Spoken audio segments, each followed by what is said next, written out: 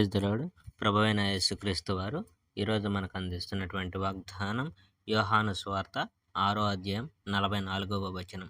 తండ్రి వానిని ఆకర్షించితేనే గాని ఎవడును నా యొద్దకు రాలేడు. ఆయన నేను పరలోకం నుంచి వచ్చిన ఆహారాన్ని అని అనడం విని యూదులు గొణిగారు.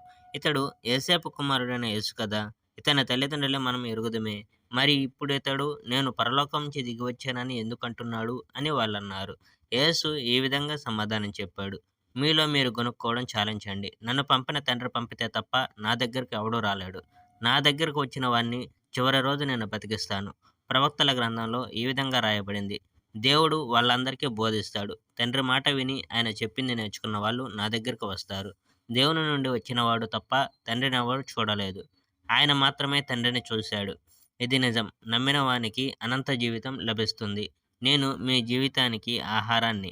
మీ పూర్వీకులు ఎడారిలో ఉన్నప్పుడు మన్నా తిన్నారు. అయినా చనిపోయారు. కానీ ఈయన పరలోకం నుంచి వచ్చిన నిజమైన ఆహారం. దీన్ని అందరూ తినవచ్చు. దీన్ని తిన్నవాడు మరణించడు. పరలోకం నుండి వచ్చిన సజీవమైన ఆ ఆహారాన్ని నేనే. దీన్ని తిన్నవాడు చిరకాలం జీవిస్తాడు. ఆ ఆహారం నా శరీరం. నా శరీరాన్ని లోకం యొక్క జీవం కోసం ఇస్తాను.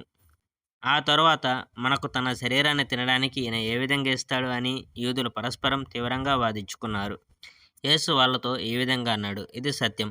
మనుష్య కుమారుని శరీరం తిని ఆయన రక్తం త్రాగితే తప్ప మీలో జీవం ఉండదు.